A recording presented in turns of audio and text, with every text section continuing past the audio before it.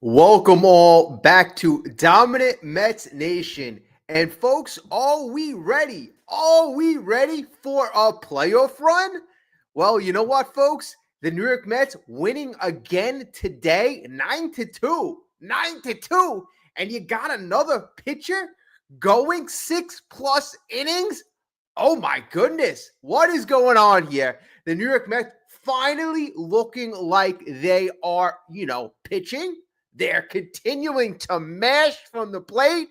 Again, offensive explosion. 6 homers today.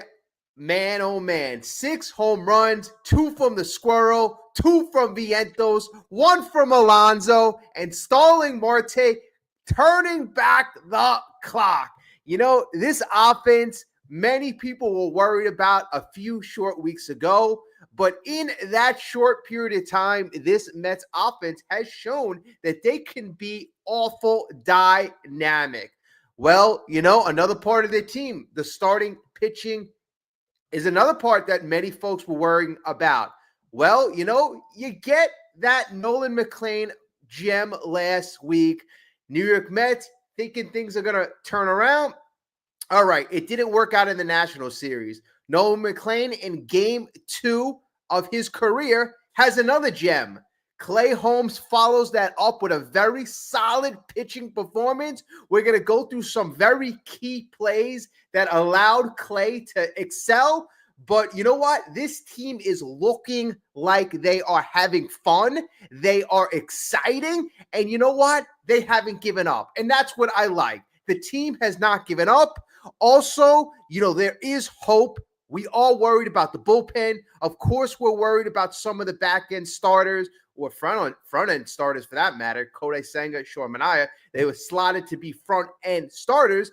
But the Mets seem to have some sort of plan. We're going to go over that, and I think it's going to be an aggressive plan. So we're going to go over that.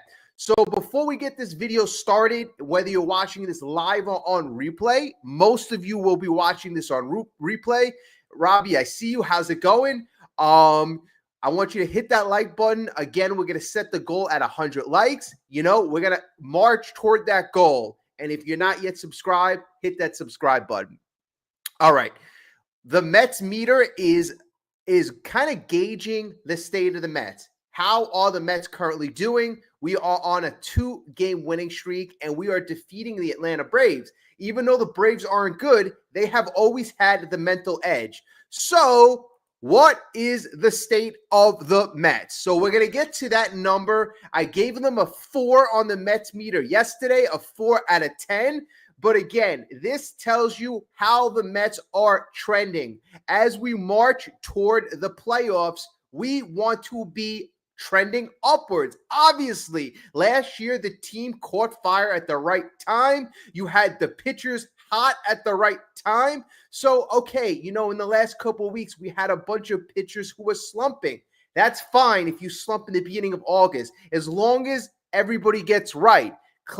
Holmes today, I got to say, the fact of the matter is, it seemed like his pitches were much more dynamic. His pitch count was very, very low. If you remember that, his pitch count was low throughout most of the game, which allowed him to go further into the game. So, hopefully the Mets have work with Holmes along with Senga and McNeil. So, you know what? I'm just going to wait and see. But right now, we're on that 2-game winning streak, and we have David Peterson going tomorrow or today, and then we have Kodai Senga going on Monday. That we have the pitching advantage in almost every single game in the next couple of days. So I expect a winning streak to start, which is very, very good.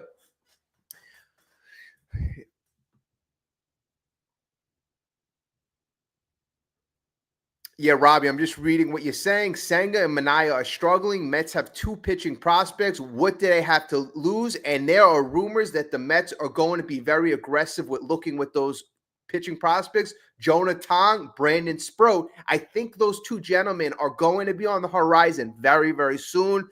There's some, articles, and there's some, I would say, people in the know who have suggested what is going to happen. We're going to go over that very, very soon.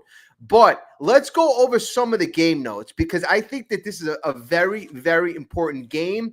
They asked Mendoza in the post-game conference, what has your team been doing that's very important? And he says the team gets off to a good start, we score first, and we continue to score. Now, if you think of how the Mets lost games in the past, a week, 2 weeks ago, it's because the other team started scoring and the Mets didn't. They stopped scoring after the 5th, 6th inning, whatnot. So the Mets continued this game to score throughout the game. We put up 3 runs in the 3rd. That was off of a squirrel homer. We scored 4 in the 7th, more homers there, and we scored 2 in the 9th. And that allowed Clay Holmes to have some great run support. Holmes ended up going 6 in the 3rd inning, 3 hits, 2 runs. Both of them were earned, 2 walks, so not so bad. 4 strikeouts. You know, if you noticed, Mendoza let Holmes go out for the 7th inning. And I'm like, you know what? I like that. I really do like that. He had retired one batter, and then the next batter eventually he would bring in Gregory Soto. So, but I do like the fact that he let Clay Holmes go out there for the 7th. It was a very decent pitching performance from Clay Holmes. It really was, if you evaluate the whole situation, much, much better. He didn't tail off. You know, when he went to the 2nd and 3rd time throughout the order, it wasn't like in games past. It really wasn't. He really continued to throw strikes, continued to control the strike zone, use his sinker. And, you know, again, you got to be very, very proud of that performance. And again, you know, which makes this performance even that much more special is it was following rookie Nolan McLean's strong start yesterday. So now you put 2 good pitching performances right back to back. You know, what you want stability and consistency in that rotation. That's what you want. That's what the New York Mets lacked in a big way. So again, stability, consistency, and again, you got to feel good that tomorrow's starting pitcher is David Peterson, which sets us up for a sweep.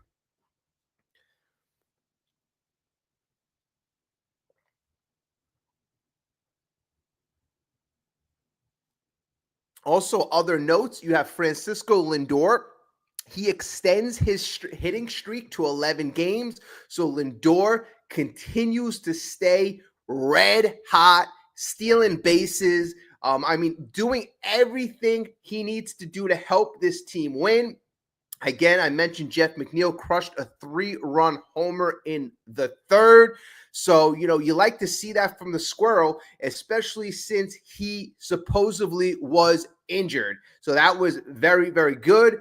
Alonso finally, after, you know, getting the home run record, Alonso's home runs kind of went by the wayside. He hasn't really been hitting homers in the last 45, 50 at-bats. So Pete launched a 2-run homer. It was his 29th. That extended the lead to 5-2. Then you had Mark Vientos. And again, you need the kids to get hot. Beatty's been hot. Vientos, he hits a solo shot, making it 6-2 in the 7th. And then again, you had Starling Marte. And again, Starling Marte turned back the clock. He hits a solo homer in the 7th, making it 7-2.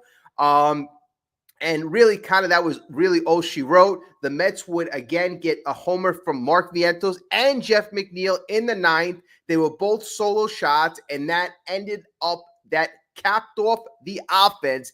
And you had offensive production again all throughout the lineup. All throughout the lineup, that's been a key, you know, in the Mets' hot offensive stretch. You know, Vientos, 3 hits today. McNeil, 2 hits. Marte, 3 hits. Tyrone Taylor, another hit at the bottom of the lineup. And, you know, I just want to make a note.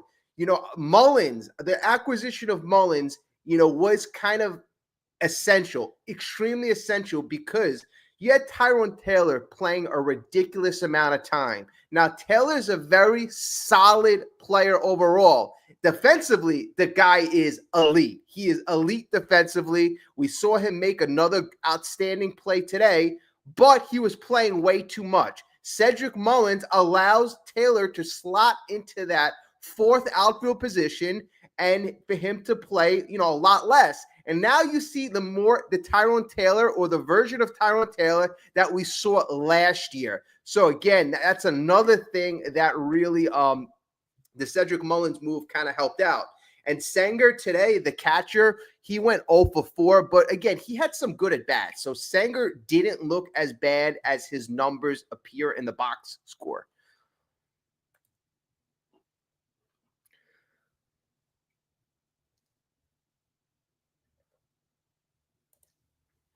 What's up, Daniel? Happy Saturday. Hopefully you're doing well at 1:05 in the morning. Robbie, you're right. Stability in pitching leads to better hitting and better defense. That makes us a formidable overall. I completely agree. And Mendoza mentioned that as well. It's this, when you perform in a positive way, it rubs off to the teammates. And that's why I think bringing up a guy like Nolan McLean, and I'm giving the guy a lot of credit. I'm giving a guy a lot of credit. I've said in the past that there was a stench in that clubhouse of losing. As soon as the guy came up here, you saw the Mets win that game. Offense does well. And the next performance, Nolan McLean does good as well. And the Mets are on a 2-game losing streak. And again, the offense just explodes for 21 hits because of the dominating pitching performance from McLean. And what I did like, for all of you who watched the game, they interviewed I think it was Keith saying they interviewed Michael Harris and they interviewed Ozzie Albies, and they were talking how elite the stuff was from Nolan McLean. So elite. I mean, they showed how, Nolan McLean would throw a changeup a foot outside, and I believe it was Albies who swung, or Michael Harris who swung, and it was a foot outside. And the reason why the batter swung is because he was expecting the nasty sweeper or the nasty slider to curve back over the plate. That wasn't the pitch. It was a changeup, so it doesn't have that type of movement. So, but it just shows you how dynamic these pitchers are. And, obviously you watch the game, but when they slow these pitches down and they line up a fastball with, changeup or curveball, you see how these pitches are moving, how much vertical break they have. And we already know that he's the spin king. I mean, he has over 3,000 RPM on the curveball, and they made reference to Charlie Morton, saying, "Hey, the only other curveball that they've seen that with that much spin and with that much movement," they gave credit to Charlie Morton. But we're talking about a kid who's just pitched in his second big league game, who's already 2-0, who's already has veteran successful all-star players raving about this kid. And again, I mentioned scouts from all different teams saying that this kid is, the real deal. And again, you're hearing all opponents saying the same thing as well. So I'm going to continue to say it. 20% of the rotation seems to be in good hands. Now, how are we going to solidify the rest of the rotation? I'm not worried about David Peterson. Is he an ace? Is he a number 2? Probably on a good rotation, no. He's more like a number 3, but he's very solid, and he could pitch up to a number 2 level. So you got David Peterson, you got Nolan McLean, right? Frankie Montas, we already know the deal with him. He's going on the IL. Obviously, you got to wish him well. He might have to have Tommy John surgery. But the fact of the matter is that guy wasn't helping this team out this year in a positive way. He just wasn't. That's going to be I believe that's going to go down as one of the worst contracts that Stearns has handed out. I'm hoping Manaya is not going to be up there as well, but Manaya is another guy that we have to see if he could provide any value. Thus far, Manaya has been extremely hittable, and he's been extremely inconsistent. That's not a good combination if you're going to look for him to help you get to the playoffs, and pitch in the playoffs. So he has to either get right, or the Mets have to make a hard decision and put Manaea in a position that will not hurt the Mets a lot. So if that means putting him in the bullpen, making him a long reliever, and figuring out who's going to fill that rotation spot. Is it going to be a Brandon Sproat? Is it going to be a Jonah Tong? Those are two names that are getting a lot of play right now, especially with the Frankie Montas injury. So I think those guys, you're gonna hear a decision on those two specific guys in the next couple days. Now, okay, so and there's a lot of like kind of so-called insiders speculating. So the New York Mets, they kind of in the past were slumping. They're getting things together in the last couple of days. But again, you need pitching talent on here. And they do have more young talent in the minor leagues. So,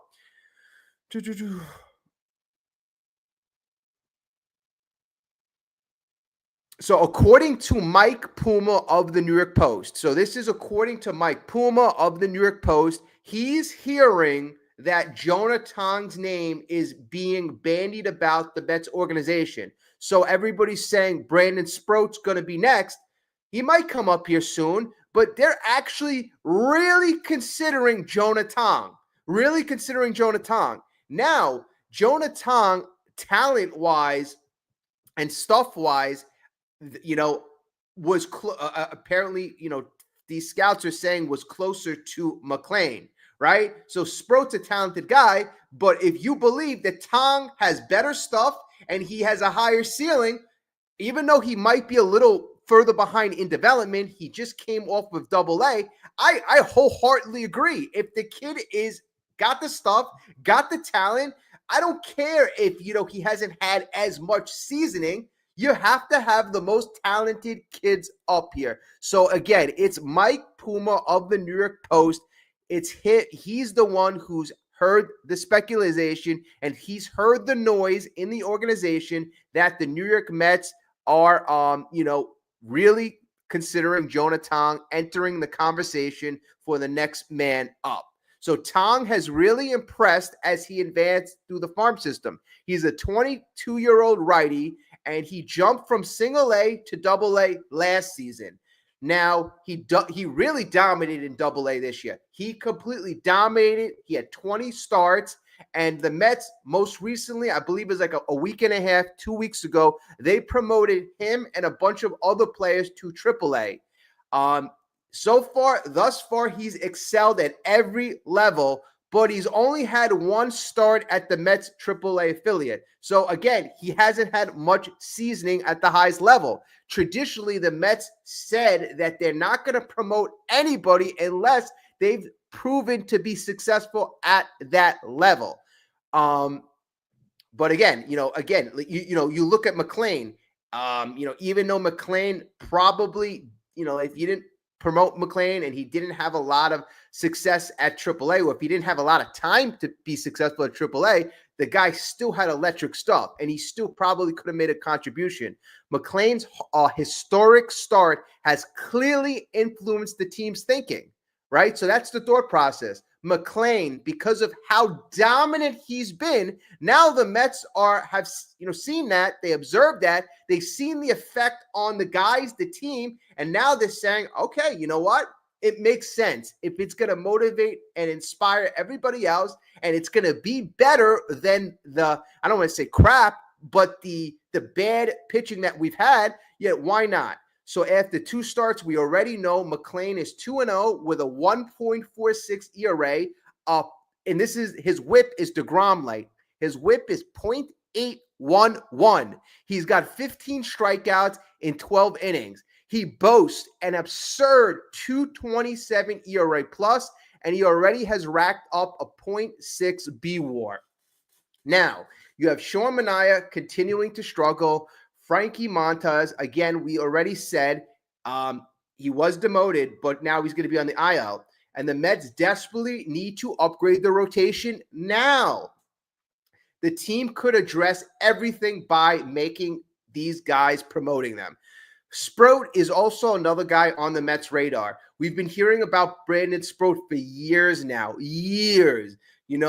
He actually did very well Double A. They promoted him to Triple A, and he kind of stumbled early in Triple A this season. But really, Sproat has turned things around in a tremendous way. He has a 2.05 ERA in his last 9 starts with 57 strikeouts in 48 innings. So again, whatever issues he's had, he has certainly turned that around.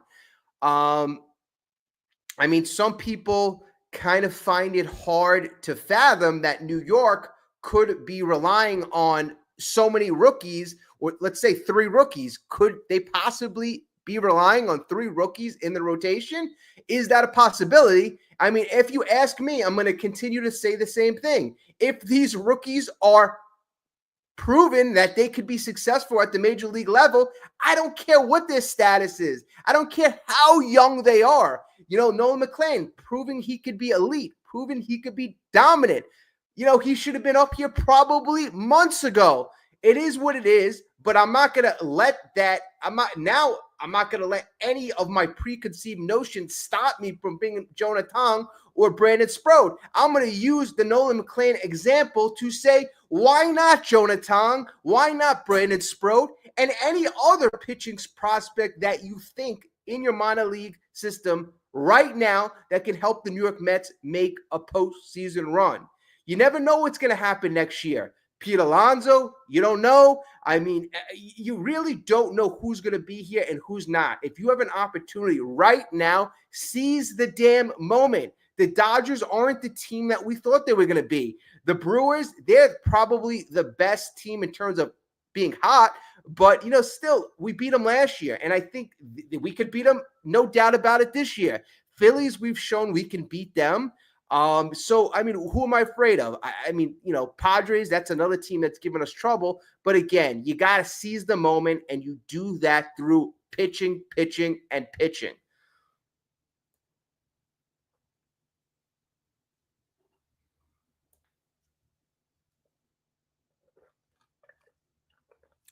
I want to say hello to everyone, just real quick. Again, I said hello to Robbie, Daniel. Hopefully, again, you guys are having a great night. Chris, I see you. What's up there? How's it going, my friend? Danny, Hobby, what's going on? I haven't seen you at this time, but hopefully, you enjoyed the win tonight, 2-game winning streak. And let me get to some comments.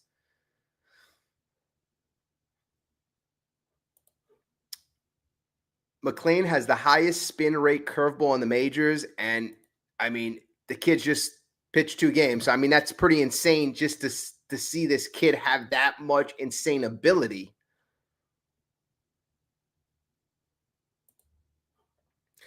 Peterson, I agree. Right now, McLean is at the ace position. If you look at upside right now, as the starting rotation clearly stands, McLean has the highest upside. He has the highest upside. I think he's got the most talent in terms of pitching, repertoire, his overall makeup. This kid looks extremely beyond his years.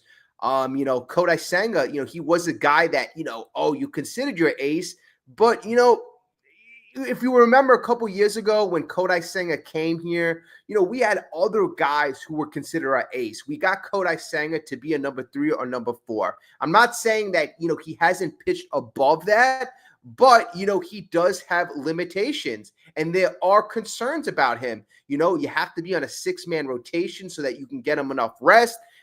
He only pitched 5 innings last year. He's dipped in velocity if you compare him to his fastball in the past.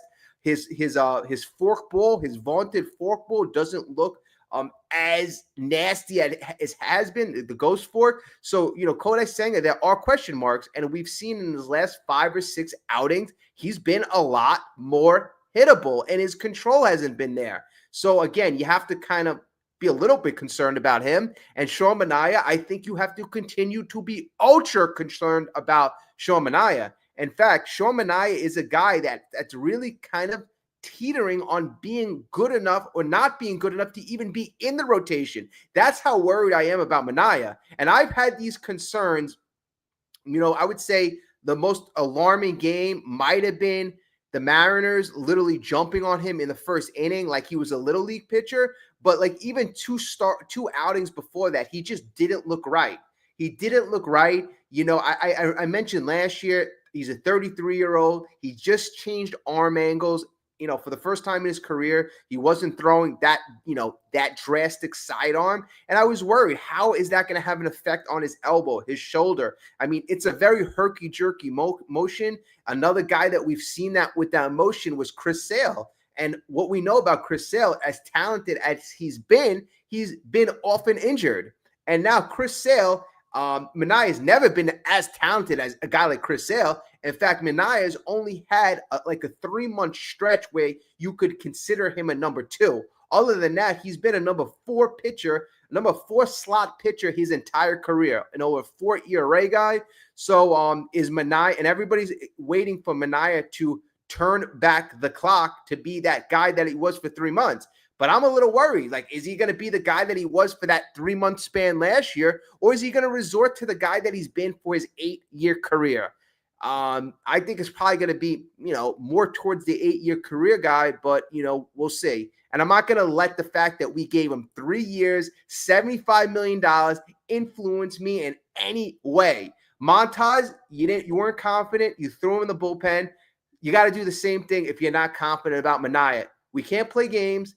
The only saving grace that we have is we only have one team trying to chase us down, folks. It's not like last year where we had to leapfrog a whole bunch of teams.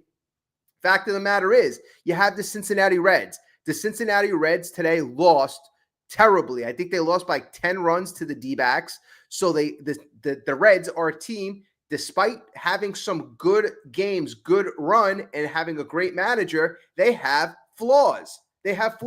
So all you have to do is outdo that team. And still, I'm not giving up on the division. I know you're 6 games behind the Phillies. The Phillies lost their ace, Zach Wheeler. That's nothing to sleep on. So you're going to be facing the Phillies soon. Let's see. You get a quick sweep, or you get a sweep. That kind of changes the equation in an immense way. Danny, you're right. Good times with another good game. Good pitching, good defense, long overdue to get an all-around good game from this Mets team.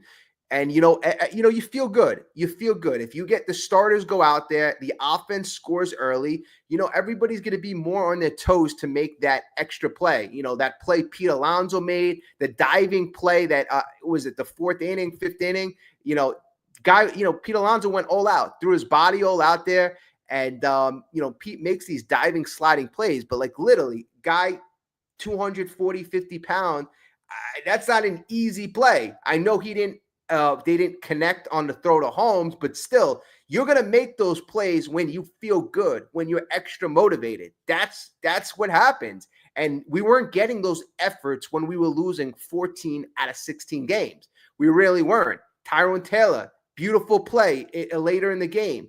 You're not going to get those efforts, and also adrenaline too. Adrenaline is also something that pushes you to play harder, play better. And sometimes you can't measure these extra intangibles, these extra feelings. But when, you see it when a team is playing better or guys playing better, it spreads like wildfire. Just like when guys play bad, that can also spread like wildfire. And the Mets seem to be a team that's susceptible with the mental issues. I'm not going to say they're mentally weak, but they have shown periods of being very mentally weak. Last year, you juxtapose that to last year, and they've shown periods of being very mentally strong down the stretch and into the playoffs. So again, you gotta get hot at the right time, and everybody's got to believe in each other. Okay, so some important moments in this game, some important moments that I highlighted. So the Mets went up 3-0 in this game. You had Holmes pitching the bottom of the 3rd inning, and it was 1 out. You you had Nacho Alvarez. He just got a double, so it was 1 out. Now you got a man at second, and you had. And that's when the guy Bruhan hit the ground ball to Pete, and Pete made that diving play. So obviously Pete made the diving play. He threw the ball to Clay Holmes. Clay Holmes should have caught the ball. You looked at the replay, should have caught the ball, didn't catch the ball. It was a tough play. So that made it first and third, and it was first and third. It was only 1 out, and Profar was up. And this was the key part of the game. I started this before the play even happened. So you had first and third, you had a misplay, and now you have Profar up. You're only up 3-0, and the Mets have surrendered so many leads. Profar comes up. He hits a sac fly or supposed sac fly to Marte, and Marte catches the ball. That's the second out of the game, and you have the runner tagging, and Marte throws a missile to the catcher and out at the plate. And folks, again, before that batter even stepped in the plate, just evaluating the situation, first and third, 1 out, Mets only up 3-0. Extremely important batter to get out. Extremely important. Not only did he get the batter out, somehow got a double play, and you didn't get a ground ball. So you got to give Marte all the credit in the world, because that making plays like that help out the pitcher in a big way, especially a guy like Clay Holmes, who throws a lot of pitches. I mean, who knows if that's not a double play, or maybe Holmes throws another 10, 15, 20 pitches. The lead gets closed up a little more, and this game could be different. But you know what? You get that phenomenal play, and the Mets move on. Top of the fourth inning, the Mets really didn't do much, but again, they would score more in the future. Carlos Mendoza said that they were trying after the third inning. He kept telling his team in the dugout, we got to continue to score. We got to continue to add. And he said the air was kind of let out. You could breathe a sigh of relief when Pete Alonso finally hit that 2-run bomb in the seventh inning.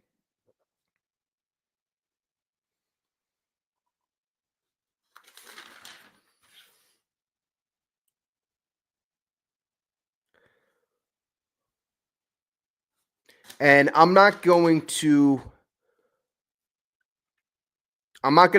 get on this guy at all today, but I'm just gonna say one thing that I actually had a little trouble understanding. And they didn't really say anything on the broadcast, but I was kind of getting really, really upset. And that happened in the bottom of the fourth inning. We're only up 3 runs at this point. So you got the bottom of the fourth inning, and the first 2 batters of the inning, Clay Holmes walks. So Matt Olson walks, Ronald Acuna walks, and I'm getting nervous. And again, I'm still thinking, thank God you had that double play started by Marte in the bottom of the third to end that situation. So you walk Matt Olson, you walk Ronald Acuna. So it's first and second, 0 outs. Now the next play is you have a ground ball hit to the ground ball hit to McNeil. McNeil throws the ball to second base. Ronald Acuna's bearing down, going to second base. The ball gets there. The umpire calls out. But as soon as I saw that throw, I'm like, kind of why would you do that? Because Acuna was already well past McNeil. Now, even though he was called out, they ended up challenging it, and it was overturned. And basically, on the broadcast, they said, you know what? You got to give credit. Acuna hustled. Acuna's got speed, this and that. But I just don't understand. I was always taught you got to get the short out. So nobody alluded to the fact that McNeil didn't have to go to second. He could have went to first the whole time. So that was something I just didn't understand. Okay, I understand you want to be aggressive, but why can't you mention that, all right, first base was an option? So the Braves would go on to score an additional 2 runs, But if the Mets would have got that one out at first base, it would have only been one run. So in the back of my mind, I'm thinking if the Mets somehow lose this by one run, that point would have been the difference. But as we know, McNeil made up for that in spades. So I can't really complain. But that was, I would say that was the only probably bad play of the game. Besides that, the team played very, very well. But again, you got to complain about something. You got to complain about something. And that gets me to my next point. What is the Mets meter, the state of the Mets? I put a question mark in the beginning of the video. So the Mets meter right now, let's reveal that. Let's reveal that. And hopefully I have it up. I don't even know if I got it up, but let's see. Oh, there we go. We got it up. So the Mets meter right now, as it stands, is 4.5. Yesterday, we were at a 4. We were at a 4. So in Mets land, we are trending at a 4.5 on a 2-game winning streak, 2 great pitching performances in a row. The offense continues to stay lightning hot. You got a couple great young pitching prospects potentially on the rise. Jonah Tong, Sproat. Hopefully they'll be joining McLean in the rotation or on the pitching staff very, very soon. And it seems like this team responds very well to these young kids. So again, we're at 4.5, not quite at 5, but this team again has to prove consistency.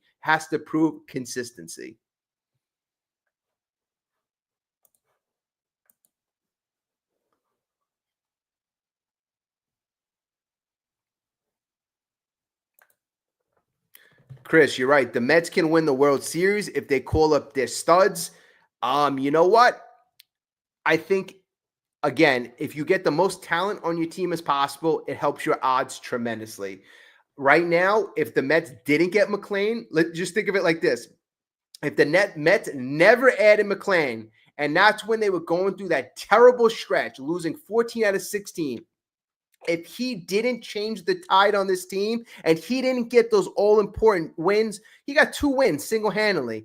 I mean, I don't think we turn this around. I certainly don't think that we're leading in the wild card, or not, at least leading over the Reds. We got the 3rd wild card spot. Let me not go crazy there. But yeah, I think McLean single-handedly kept us in this race. And I think that resonated a lot with a guy like David Stearns, and it resonated a lot with a guy like Steve Cohen. Steve Cohen having conversation with Stearns saying, this kid kept us in the race. This kid won 2 games. This kid probably should have been here earlier. Let's see what we got in these other kids, and let's see what we got now. And, David Stearns maybe trying to justify the $75 million from Manaea. Maybe Steve Cohen taking the pressure off him, saying, you know what, just bring whatever kid can help us win. Show Manaea not getting the job done. Fine. Put him where he doesn't hurt us as much. And Kodai Senga, you got to get the guy rest. So we need to go to a 6-man rotation, in my opinion, and you got to do it quickly. Chris, so Tong pitched 6 shutout innings in AAA tonight. I mean, so the kid's a phenom. The kid is a phenom. I can't wait to see the kid up here. He should be up here. His next start, I'm hoping, could be with the New York Mets.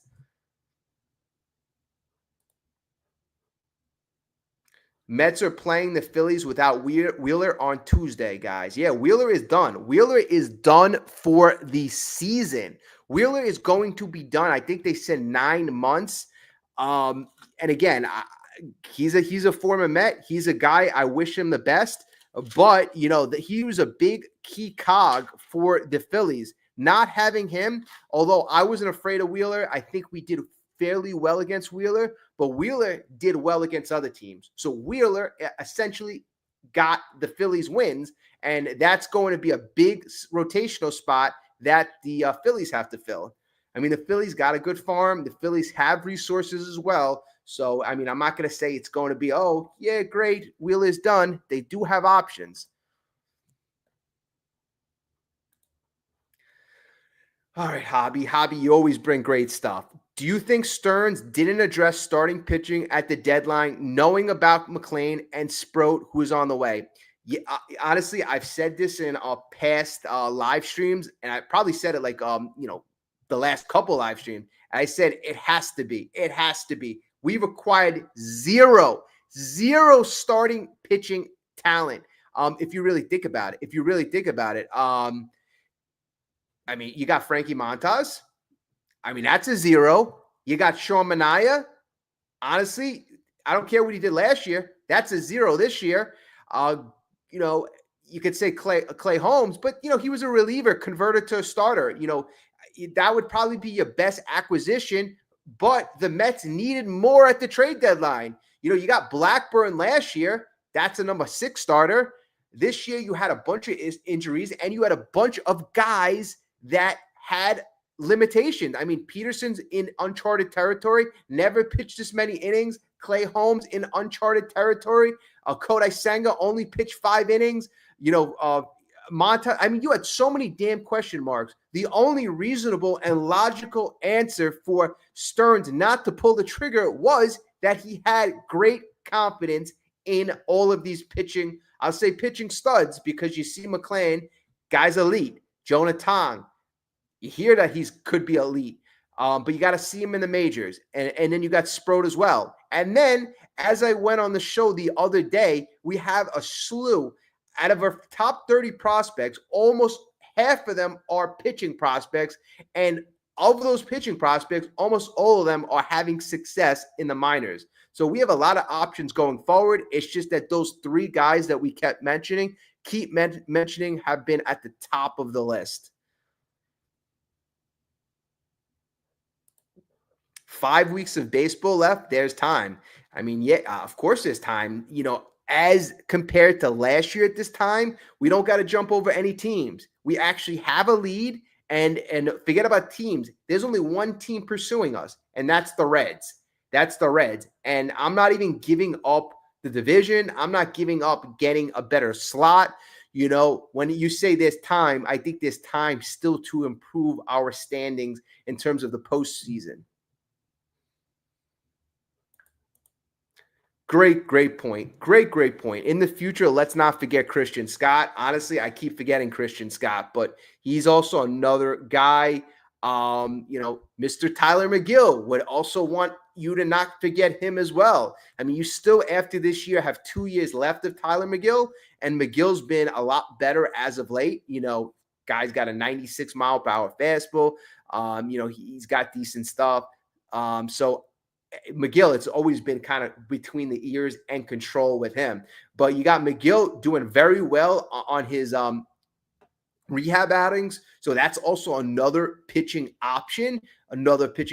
So, the Mets have options. Like, you got, guys who are in uncharted territory, as I just mentioned, but you're going to have some arms coming up here that will be able to fill innings and, fill them in a good way.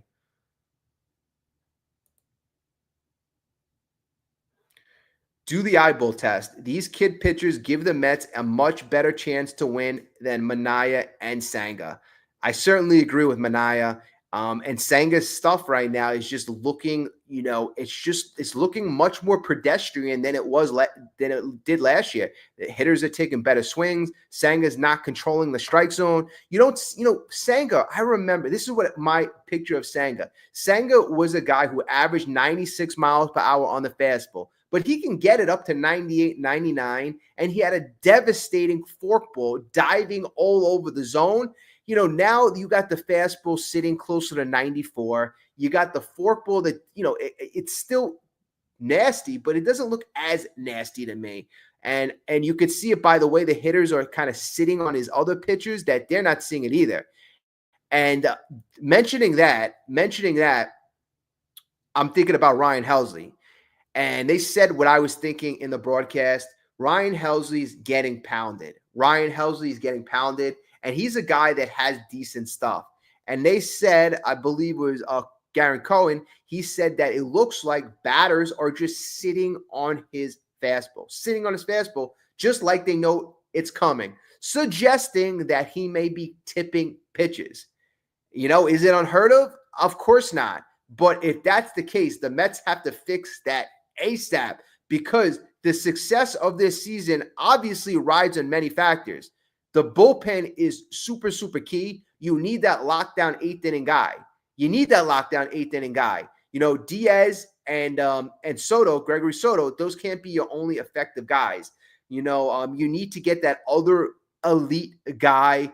And if batters are super, super comfortable off a 102 mile per hour fastball and a slider that, when you saw it the first time, and most Mets fans saw it the first time, was diving off of the TV screen, something's not right if batters are taking super comfortable swings off of stuff like that.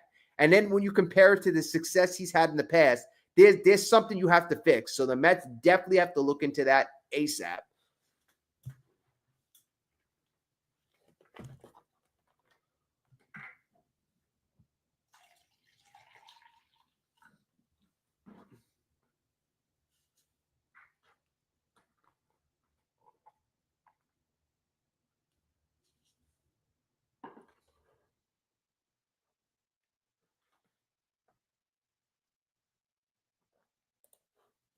The Mets had the lead against the Brewers each game, then the pitchers blew it. Yeah, I mean, you know what? This is what I'm saying. I mean, you got to improve the talent in your pitching staff. You got to improve the talent in the bullpen.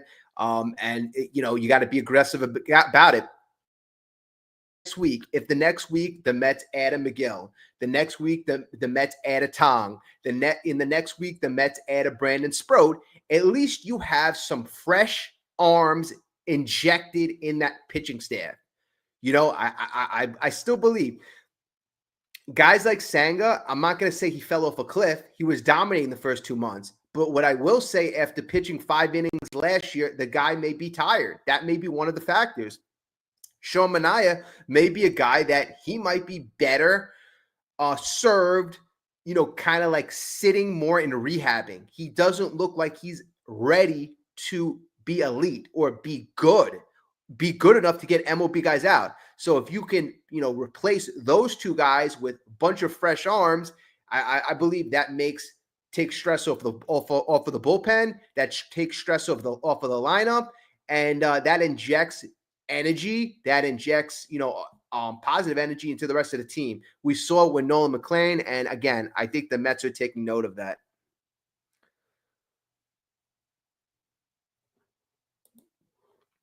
The damn lockout should elevate the Mets' desperation to win it all this season.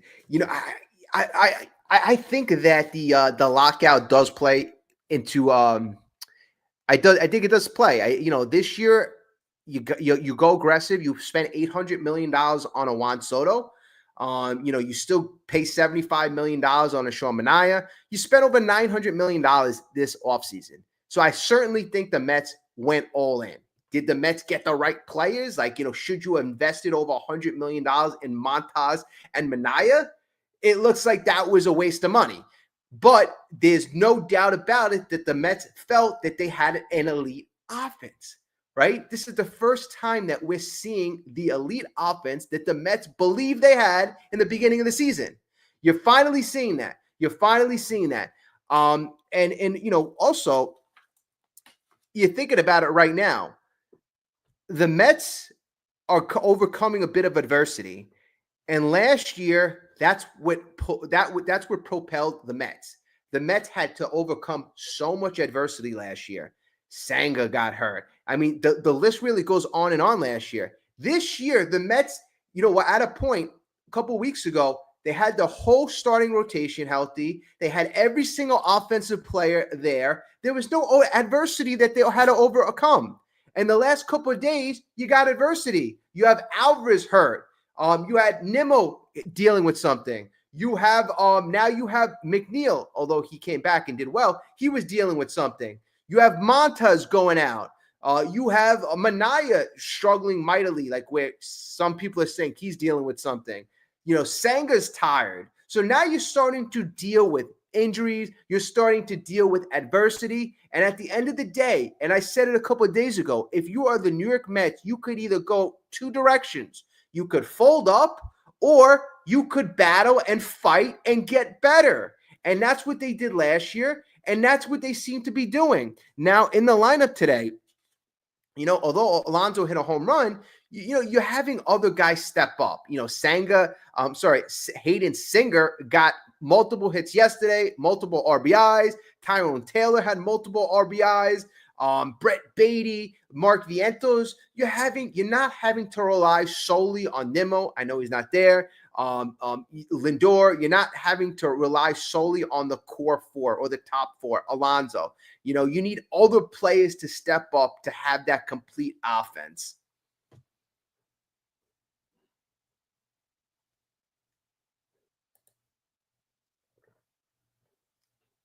Yeah, great point, Danny.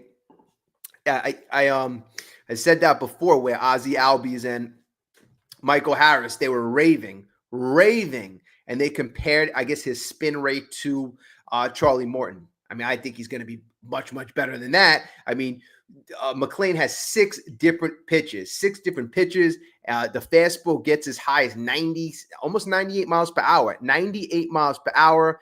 And I believe his changeup is around 77. So you got a huge disparity in terms of velocity. But in terms of movement, this kid's pitches, he's got over 20 inches of vertical break, 3,000 RPM spin rate on the breaking balls. I mean, this kid is just elite. He's got elite stuff. The only thing you worry about, and number one, the good thing is he's athletic. The thing you kind of worry about is if you're spinning the ball that much and you're putting that much torque, you kind of worry about injuries. That's the only thing you worry about, but hopefully, this is one of those special, unique situations. And that's why I think it plays better that the kid is athletic, that, hopefully we don't have to deal with anything like that.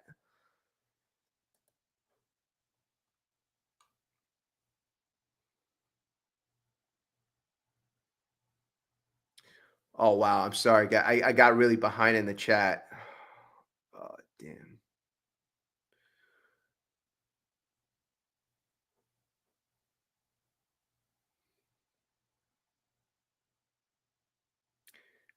All right, I'm gonna try to get to everybody's comment. I'm gonna just like make quick comments now. Hobby, you're right. Marte is an underrated presence on this ball club. I mean, Marte, it's 2022 version of Marte we haven't seen in quite a while. Today, you saw him really, really do it all. Play defense, throw out a run at the plate, steal, hit home runs, hit line drives. I've always liked Marte's swing. He's got that strong, small line drive stroke, very short line drive stroke. So I always liked his swing. I always liked his attitude. He's got tools, he's got speed. Although this year, he's got the knee, so he's not as fast as he's been in the past. So, but I like him. You need those veteran guys. You need those veteran guys. You saw Iglesias had that role last year. You need guys to step into those veteran roles. It is essential.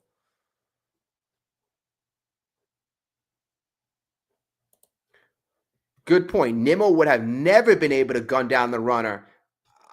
Nimmo, he's got a noodle. He's really got a noodle.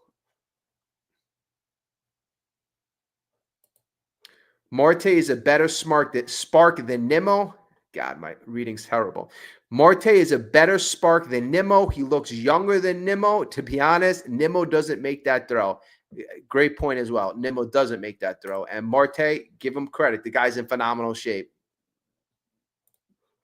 Wow, I like this. Marte's actually getting a lot of love tonight. In the last couple of years, Marte's been getting crushed, but give the guy his due. The guy definitely helping the team, making the team better. So I like that. It happens. We got next year. Dan, yeah. Tony La Russa philosophy, always take the shore out. I mean, that was my point with McNeil in the fourth inning. But, McNeil, like I said, can't get crazy on the guy. The guy had a career day today. Take the shore out, up 4 runs. I agree with that. Danny, 4.5. Me and you are in agreement with the Mets meter. For all of you who are not sure what that means, we do a state of the Mets. How are the Mets trending? They are trending at a 4 out of 5 out of 10. 4.5 out of 10. And that's up from a 4 yesterday. So a little incremental jump.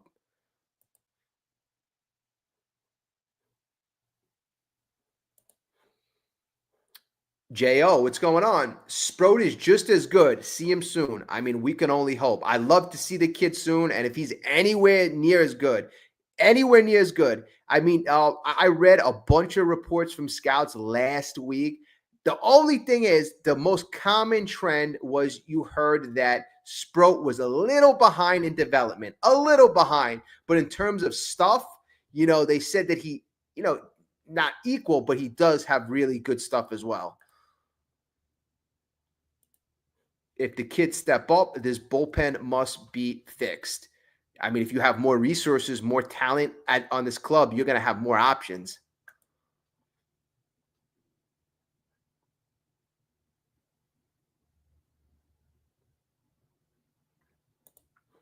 Dan, I'm so stoned. I mean, that's awesome. Enjoy the stream. Jo, I live in Syracuse, and Tong and Sproat like so damn nasty. I mean, you know what? Everybody's saying this. Everybody's saying this. You're seeing it. They're putting up the numbers. This is, something. If you're a Mets fan, you got to be excited about. When was the last time that we had these young phenom kids? When was the last time? It's been quite a long time, and we've got multiple. So again, going back to what Hobby said, I mean, if Stearns being a little bit reluctant to make moves and give up prospects at the deadline. I mean, this is the thing. Who was available at the deadline, right? I probably the most common ask at the deadline that I heard that people were saying go out and get was Sandy Alcantara. Sandy Alcantara had a bad season, and then he had 2 good starts before the deadline. But Sandy Alcantara, I mean, that wouldn't have been the answer. I mean, he had a bunch of bad starts after the deadline, and you would have had to give up. They were looking for a top prospect. They were looking for a Jet Williams type player. So, I mean, that would have been very, very tough to, it wouldn't have helped us out. It wouldn't have. It would have been one of those Pete Crow Armstrong feelings.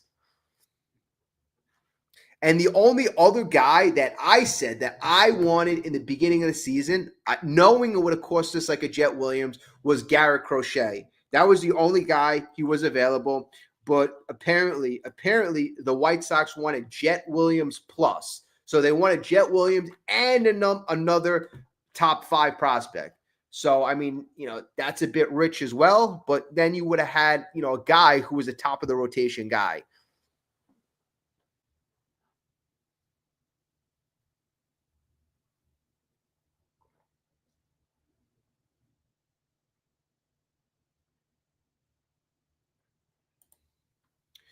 McNeil will be fine. He's going to come around. Well, I hope so. I hope so. I don't know if Richard is here right now, but one of our great members, Richard, saying he's got stuff in the elbow, floating things in the elbow.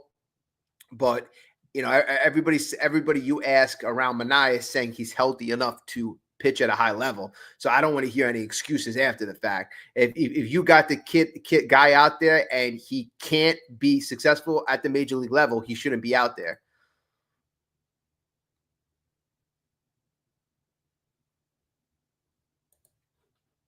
Six games out of the division. If the Mets win the Phillies series, this is interesting.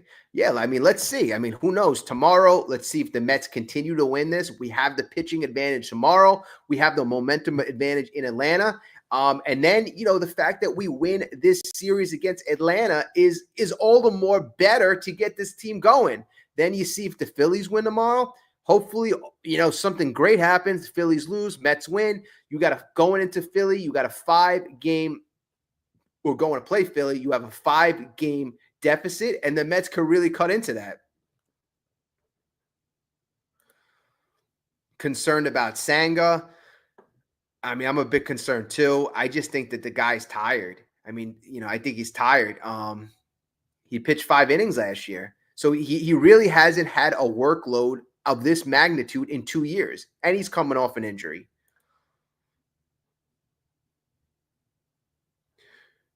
Have a great night, Robbie. Thanks for being with us. The great comments. You always do a great job. I'm not crazy about McGill myself. Yeah, well, McGill's been very inconsistent. He's just always had a live arm. He's always been a little bit of a, off. He's. I'm not gonna say I think it's a mental issue with him. He's got stuff. He's got talent. He loses control. He gets into a bad inning, and then a good game turns into a bad game. So if he can just overcome stuff like that, I think that we'll be pleasantly surprised.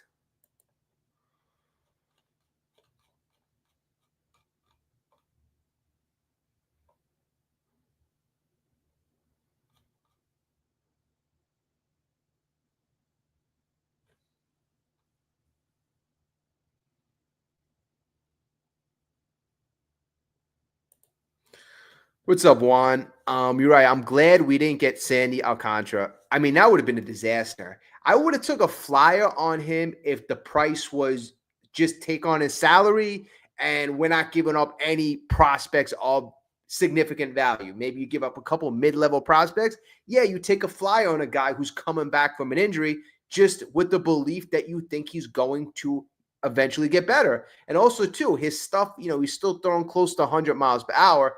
But the fact that the Marlins wanted, a Jet Williams plus, that makes no sense. That makes no sense for a guy that, hasn't been good in years.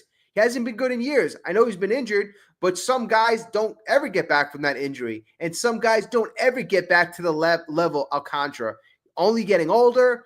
That would have been a tough one. That would have certainly been a tough one. And it probably would have been another trade where years gone by, you see Jet Williams, playing his third All-Star game with the Marlins, and you're like, what the hell did we do? We could have had Jet Williams playing whatever, second base, outfield, PCA, and center.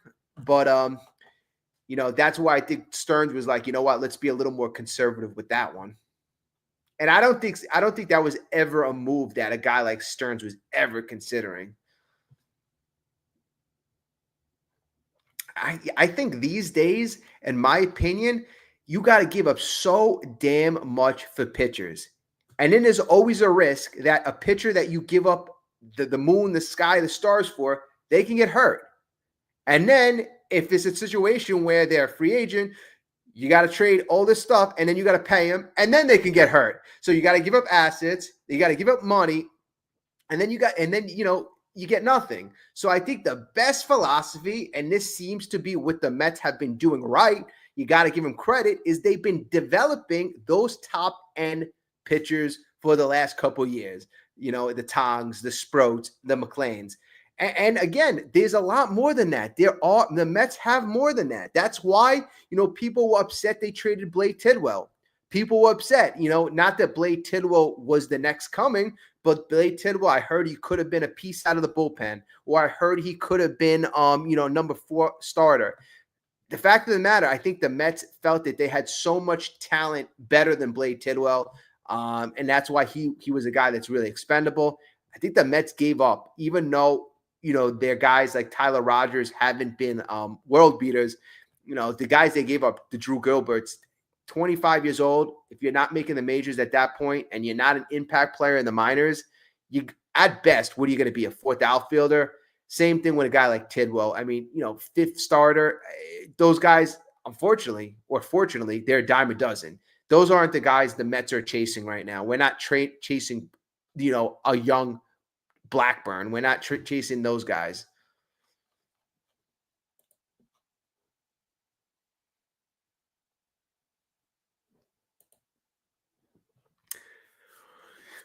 Jason, you kind of like saying like exactly what I was saying the Mets aren't going to do. The fact of the matter is, I don't think the Mets are going to want to do that. You saw in the last 2 years, the Mets have not gave any big money to any star pitchers. If you consider Manaea a star pitcher, but they give him a short-term contract. After this year, Manaea, you got 2 years at $50 million. So it's a very short-term contract. A lot of these star pitchers, they're going to want 5, 6 years, 6, 7 years. Max Fried, I think he got 8 years.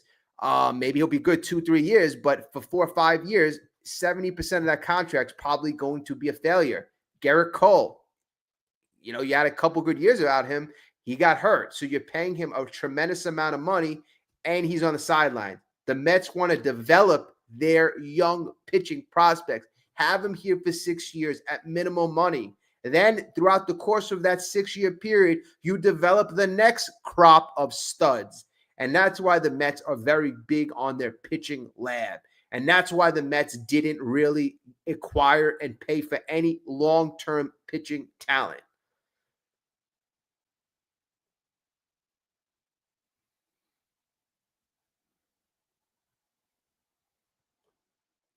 Oh, Scuba would have been phenomenal. Scuba would have been phenomenal, but yeah, I'm looking up the pitching prospects. I don't even know who's going to be a free agent this year.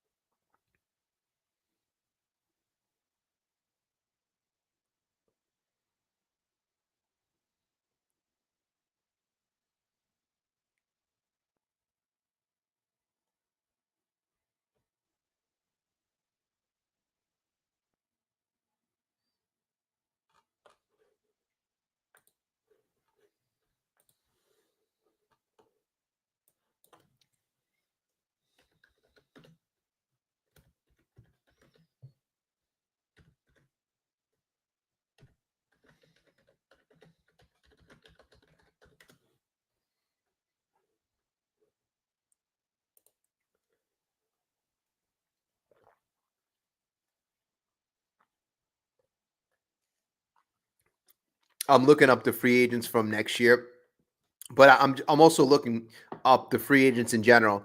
So I found this list: the top 10 free agents, guys you could sign for next year. Just out of curiosity, you have next year, according to this list, you have Kyle Tucker, Alex Bregman. He has opt-outs. A lot of these guys have opt-outs. Cody Bellinger, number 3 on the list. Framber Valdez. So, I mean, is that a guy? Is Framber Valdez a guy that you want to give? If you're looking for a top, pitcher, is that a guy that you would give a huge contract? Max Fried's contract was 8 years, $218 million. A guy like Framber Valdez would probably be looking for a similar AAV. That's around $27 million a year. He's a little older. Or actually, maybe they're similar ages, but okay, that's a top pitching guy. Me, I'm not willing to give a guy in his 30s that much money, that long of a contract. I think we're already going to see with Manaea, we wasted 75 mil. Number 5, you got Bo Bichette. Number 6, you got Pete Alonso. Here's another pitcher. Number 7, you got Dylan Cease. So Dylan Cease, is that a guy? Is that a guy that you want? Number 8, another pitching option. You got Ranger Suarez. Number 9, Eugenio Suarez of the Mariners. Yeah, he's not a pitcher. And then you got Kyle Schwarber. So out of the top 10, you got 3 pitchers. Now, let's see how old some of these guys are. Framber Valdez, I know he's in his 30s. So Framber Valdez, just example, going to be 32 years old. He's 31 years old this year. 32 years old he's going to be next year. This year's he's 11-7, 3.32 ERA, 157 innings pitched. Framber's been a guy who eats up innings. In 2022, 200 innings. 2023, 198 innings. 2024, 176, and 2025, 160. So he's certainly eaten up a lot of innings, but what does that mean? Does that mean that you sign into a long-term contract and, guy's going to be tired out or eventually hit a wall? But you're going to have to pay him a lot of money. I'm not for a guy like Frambo Valdez. He is 32. Dylan Cease is the next guy. Dylan Cease is having a very rough season. He's 6-11 with a 4.71. His agent, I believe, is Scott Boras, so you're going to have to pay up. Dylan Cease is going to be 30 years old next year. So is that a guy you want? And then the other guy, Ranger Suarez. And we know Ranger Suarez is on the Phillies. Just checking all their ages.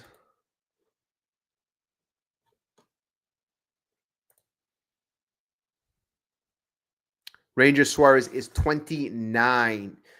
And this year, having a pretty decent year, 9-6, 3.25 ERA. All these guys are going to be demanding probably $100 million plus.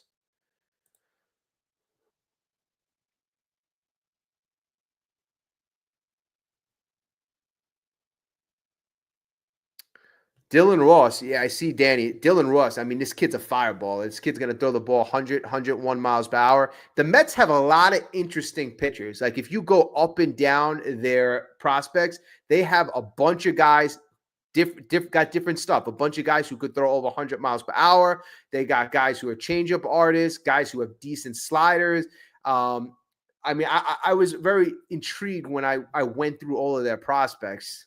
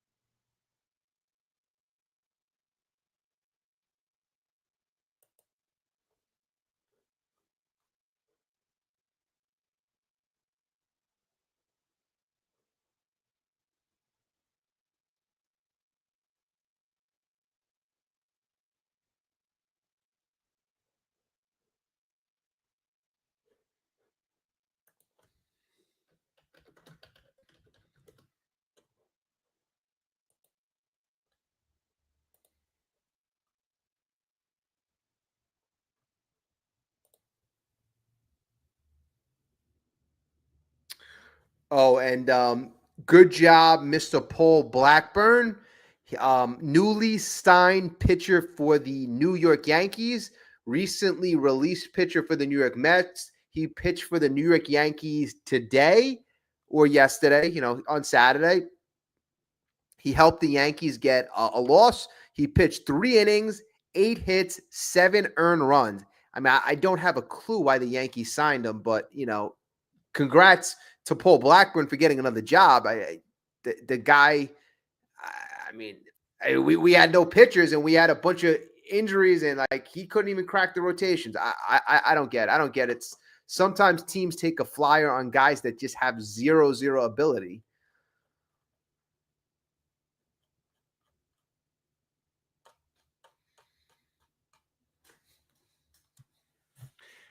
I mean, I'm hoping next time, like a team like the Phillies or, even the Reds, I was hoping one of those teams would pick up a Blackburn, but the Yankees would be the next best option.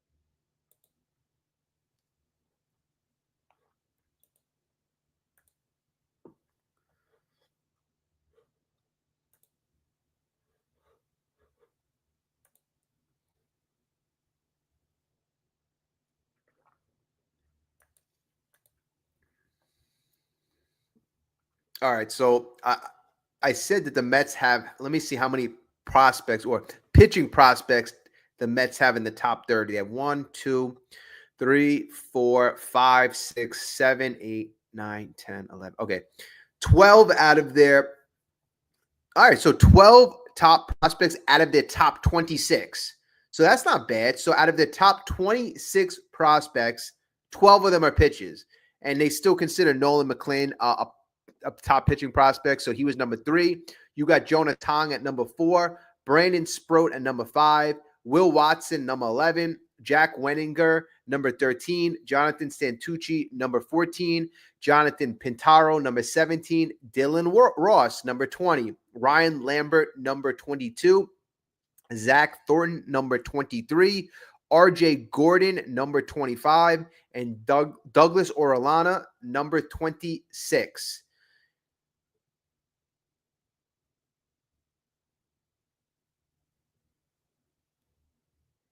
And the funny thing, the highest guy, the guy with the highest ERA out of all these prospects is Brandon Sproat at 4.24.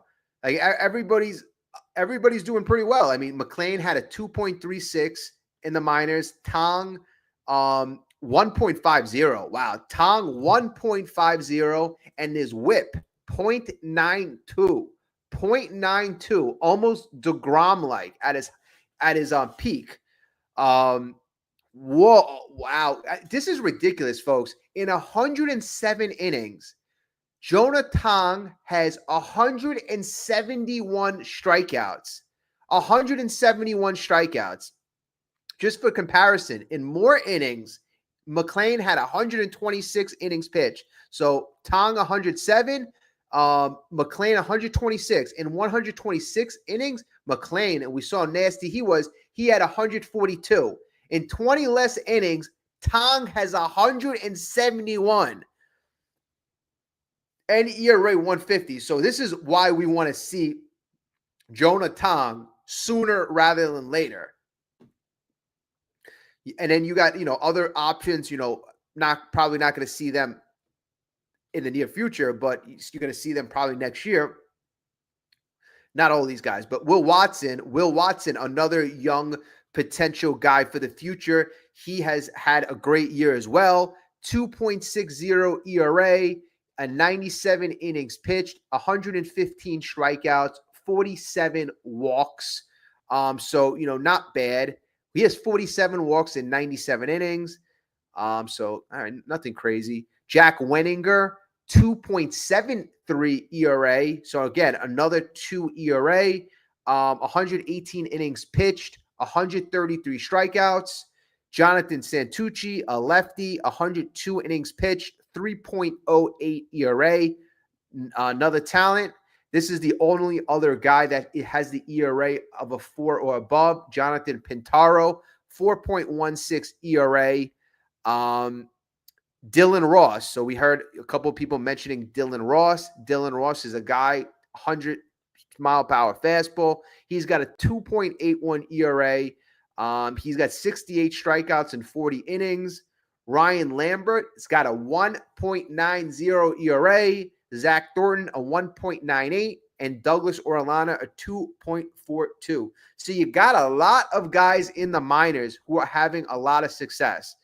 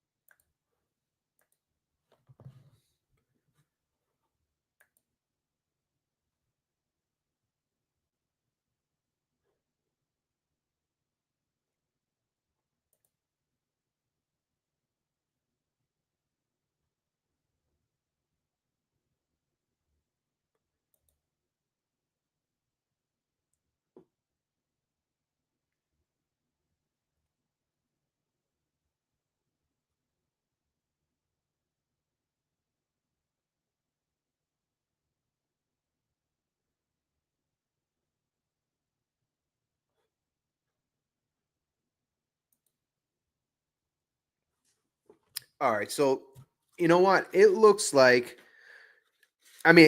Jonah Tong really pushed himself into this conversation. No doubt about it. Like I said, Mike Puma, it looks like he reported in the New York Post how the Mets are kind of heavily considering Tong in and Sproat. But oh my god, I can't hold this thing. So the rotation, you got McLean. He's gonna be top of your rotation right now. Um, you got Peterson.